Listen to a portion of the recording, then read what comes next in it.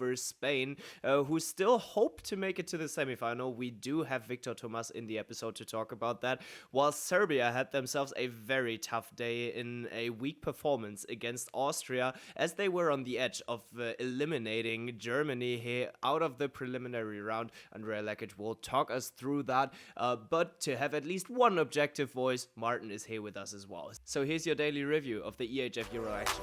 Ball across to Dylan Nahi, double in flight. Oh, what a start! Ooh, into the net. She does it again. Yes. And Magdeburg are the champions of Europe. To come up with something here. She has a game. Surprise the keeper. What a comeback!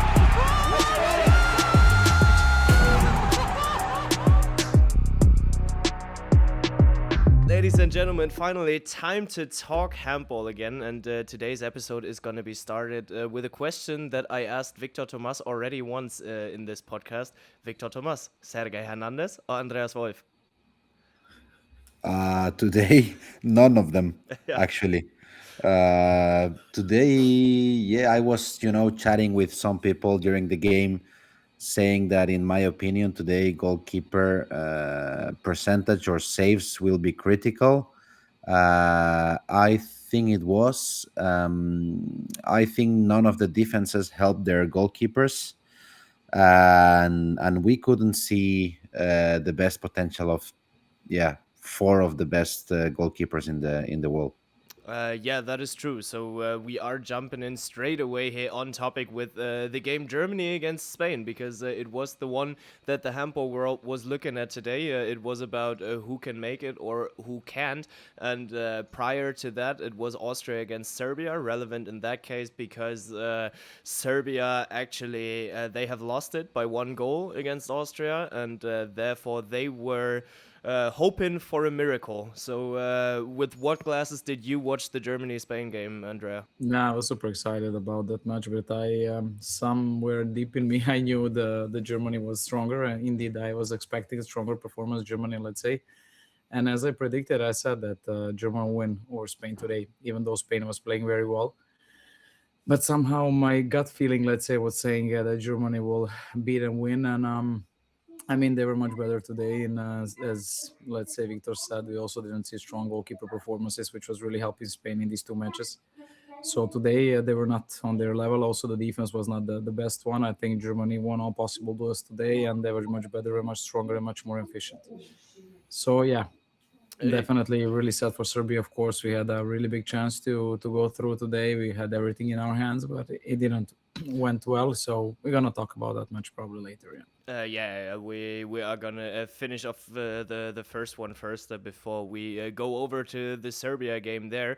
But weak defensive performances where they were basically there because both offenses, they stepped up, especially Germany when we compare them to their last matchup that they had against Serbia. We didn't see Yuri Knorr in the second half in the match against Serbia there. But Martin, what role did he play today in Germany's victory?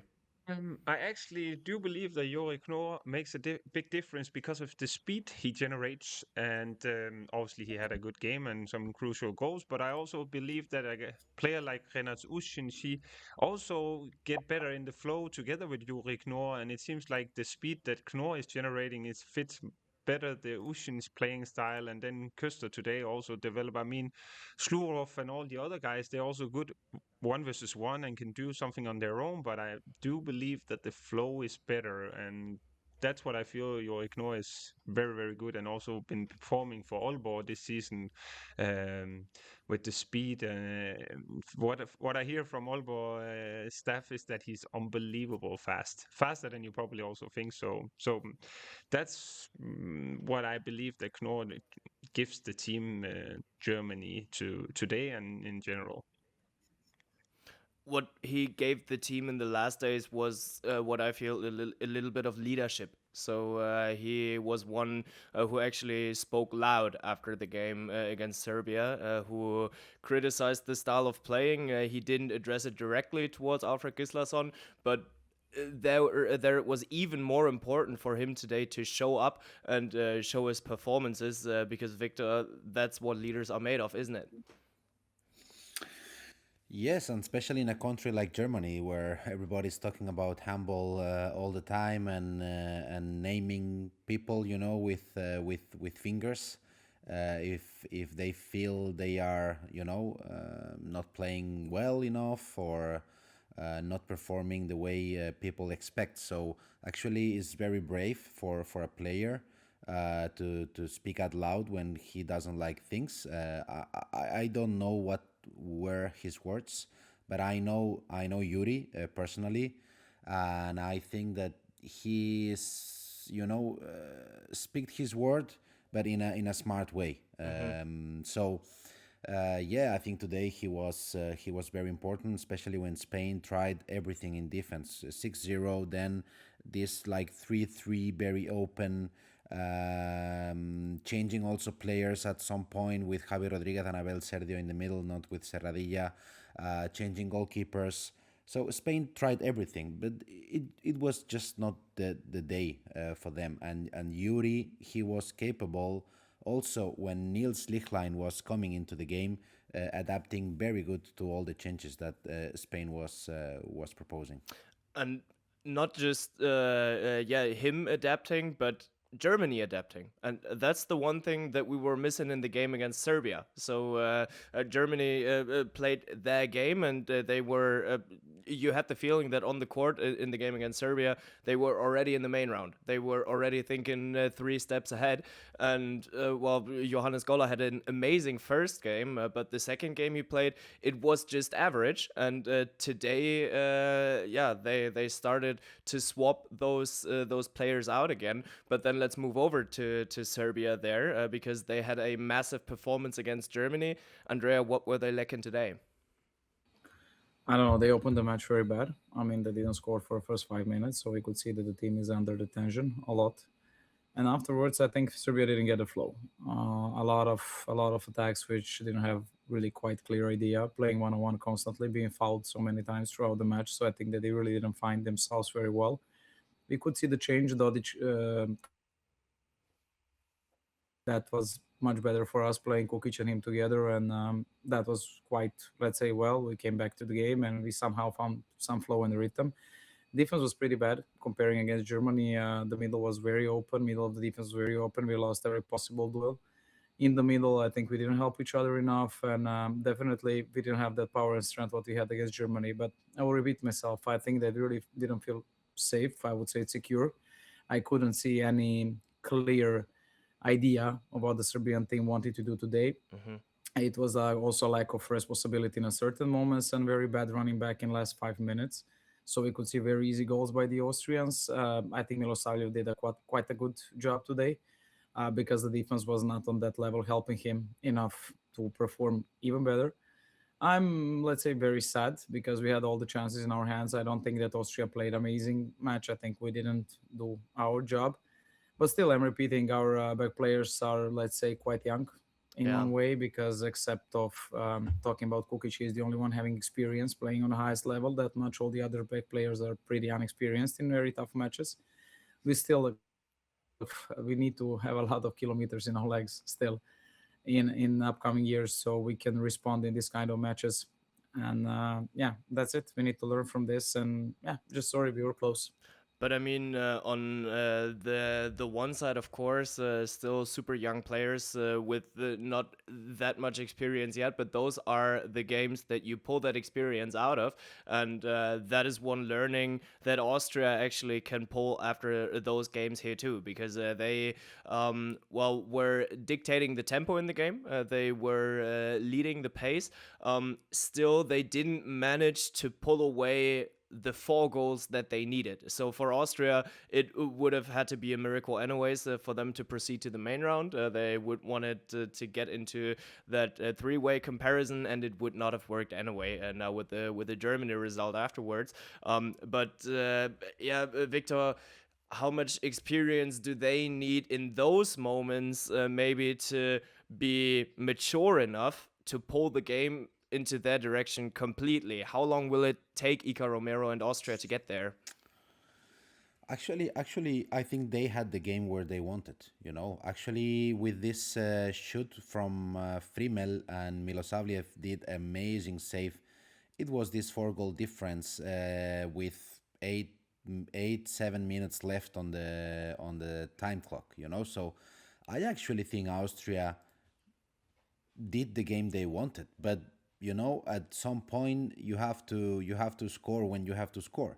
And this is yes, a matter of experience, but also it's a matter of character. And I think that Austria, they showed in Germany in the last Euro, they have this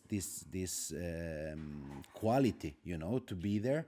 But today it was just not enough because a great goalkeeper was in front. But I think that actually Austria, they did their game, and they had it in their hands as well.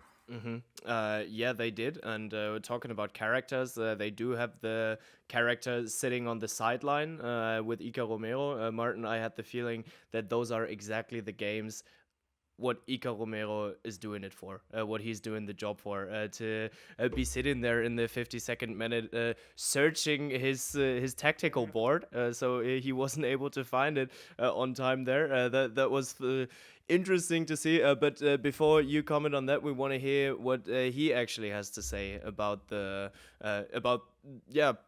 tight win that somehow feels like a loss today.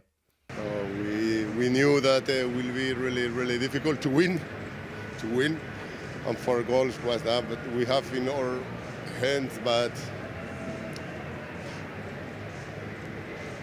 all the worst that I have for my youngs, for my team, it's incredible how they work. This spirit is the spirit that we need for the future. Is the spirit that we need now, and I am really proud of every player, every staff for Austria. Martin, and Iker Romero being close to tears, that wasn't an easy one to take for Austria.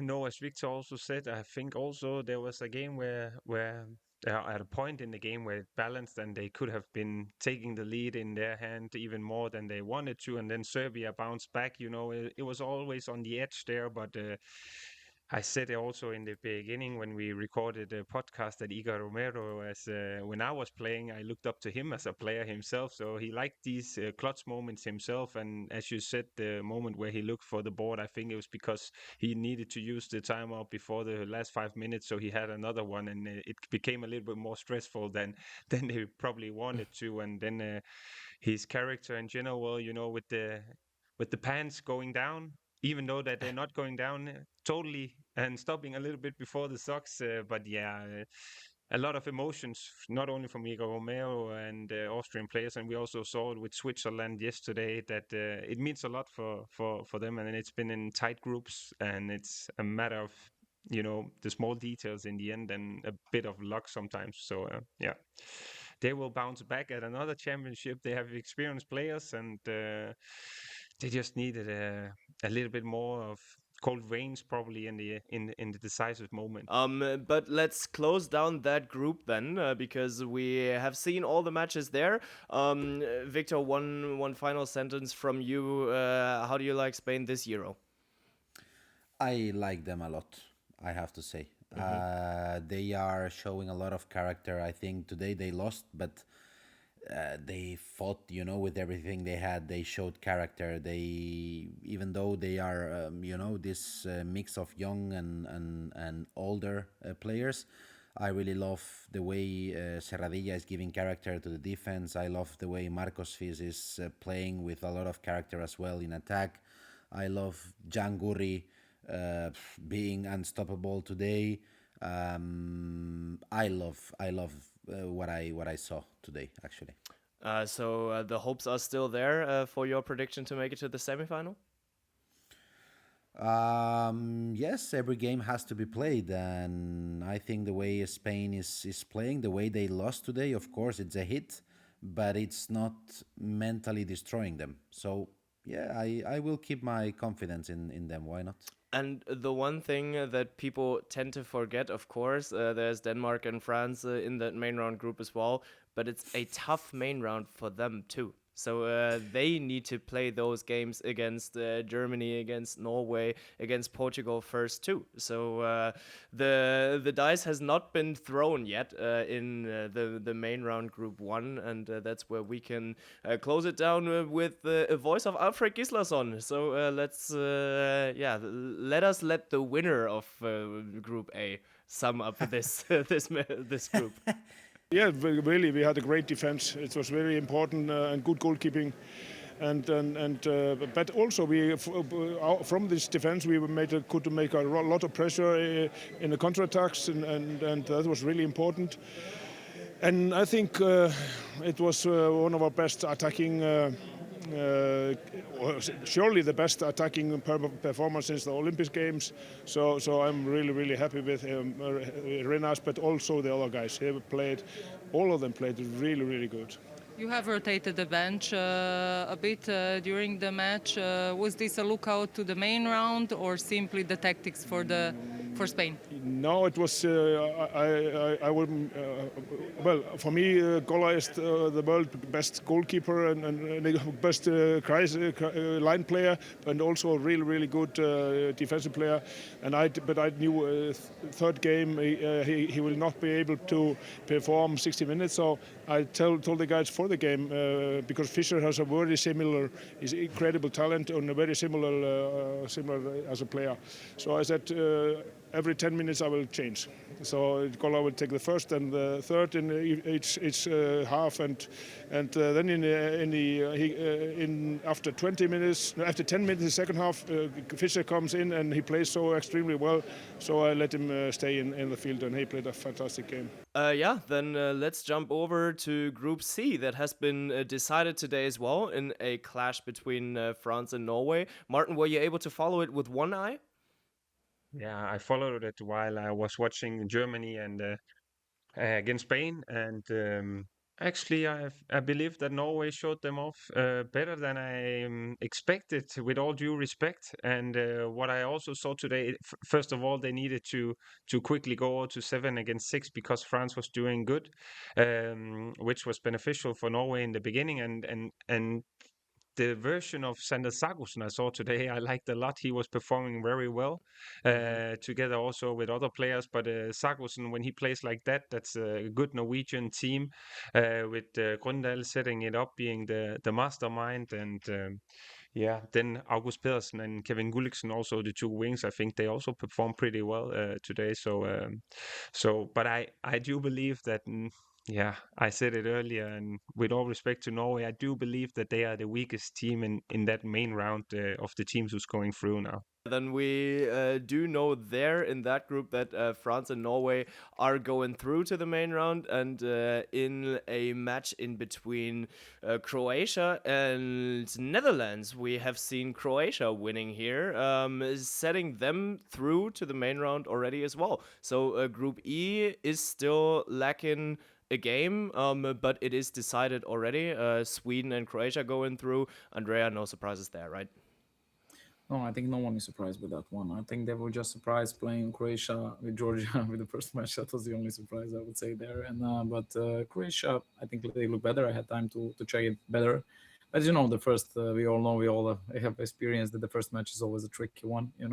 So I think they are getting better. I think Cindric is leading the attack very well, as I can hear from all sides, and I do think this is his main task since Duvnjak is not there and not playing. I think Cindric is taking all over.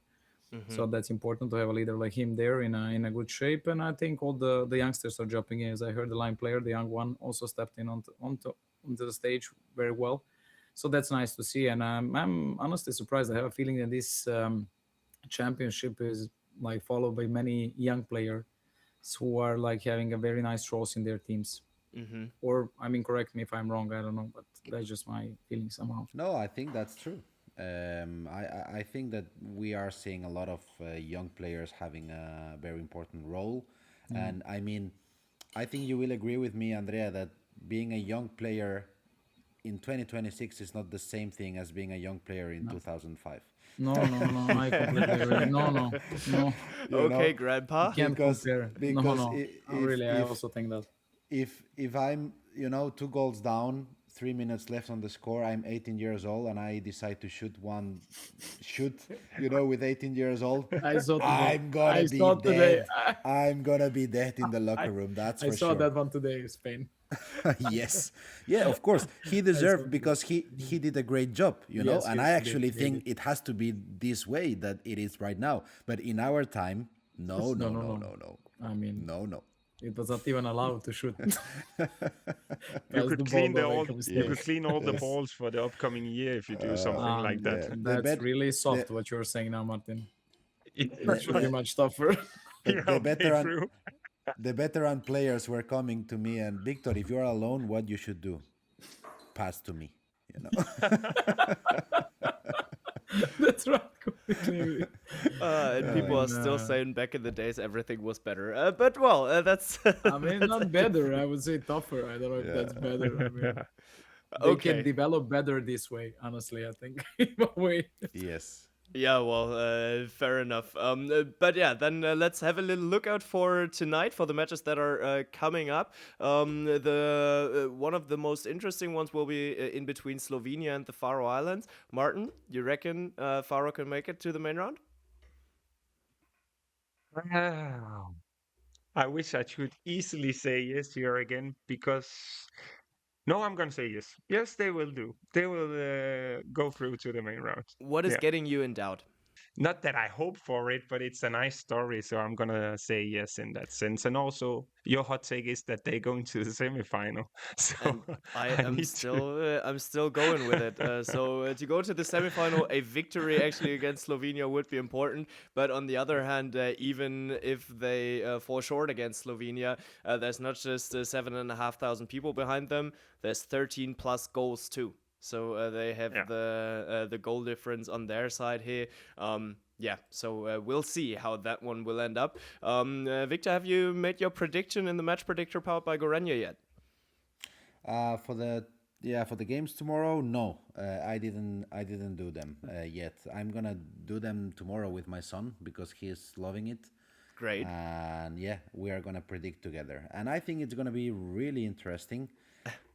All the possibilities that can happen in the group with Denmark, Portugal, and North Macedonia and Romania, because the game yesterday between North Macedonia and Portugal, it was even game, and it's gonna be really interesting. I don't believe. I just wanted to ask Victor, because they were talking behind your back. I wanted to ask you for the Italy and predictions. So you are the only brave one in this group, huh? Yeah. I want to ask you about that. Yes, everybody here had hot takes that are not very correct. So I don't think these guys here are very, allowed to put their chest out. you know? Fair enough. So we need to take that. It's Okay. fine. Okay. And that's the problem with the hot takes. You have to say something that it's highly improbable. Yeah. That is true. But what is highly probable is that we will be back tomorrow right after the matches again. So tune back in tomorrow when it's time to talk handball again, everybody. Ball across to Dylan Nahi, double in flight. Oh, what a start!